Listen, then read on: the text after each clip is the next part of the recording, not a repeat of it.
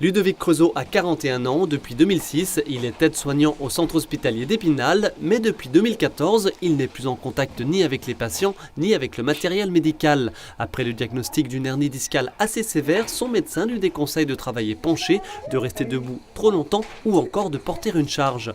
Dès lors affecté à un poste d'aide-soignant détaché aux tâches administratives, Ludovic ne comptait toutefois pas en rester là. Pour réorienter sa carrière, il réalise début 2017 un bilan de compétences. Qui on est, ce qu'on veut, ce qu'on ne veut plus, ce dont on a envie, et aussi, dans mon cas, les problématiques de santé. Puisque c'est quand même ce qui m'amène à faire un bilan de compétences. Donc il faut aussi aborder ce point-là et écarter certaines pistes tout de suite pour ne pas aller retomber dans le même schéma. Un bilan de compétences qui lui a notamment donné l'occasion d'en apprendre beaucoup sur lui-même. Je pensais me connaître. En fait, je me suis rendu compte que je me connaissais très mal.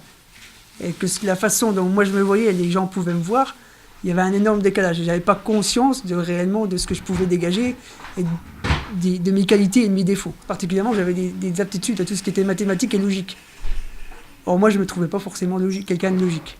Des conclusions éditées par cette psychologue du travail officiant à la Chambre de commerce et d'industrie des Vosges, l'organisme retenu par Ludovic Creusot pour réaliser son bilan de compétences. Et ils sont de plus en plus nombreux à y avoir recours. Des personnes qui s'ennuient dans leur travail, ont envie de savoir ce qu'elles sont capables de faire d'autre, trouver une orientation, voir quelles sont les possibilités, est-ce qu'elles peuvent aller au bout de ces idées-là. D'autres personnes tout simplement parce qu'elles veulent reprendre confiance en elles doutent de leurs compétences. Et puis ça peut simplement être pour faire le point. Voilà, qu'est-ce que je vaux, de quoi je suis capable, est-ce que je suis bien légitime dans mon poste?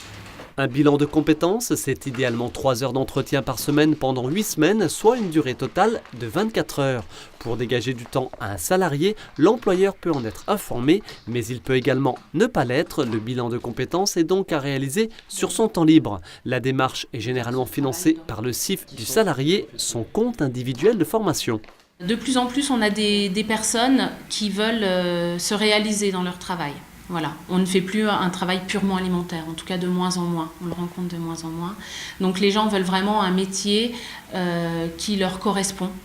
Et il existe effectivement de nombreuses formations ou de nombreux organismes permettant de s'interroger sur ce qui est possible.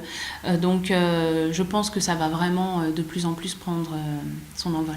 C'est un ensemble de choses.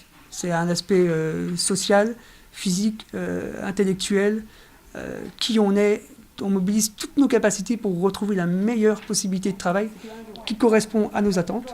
Une mise au point globale proposée donc par la CCI des Vosges. La Chambre consulaire n'en a pas l'obligation, c'est un choix. Un choix édicté selon la psychologue du travail par cette ambition simple, je cite, « prendre soin des gens ».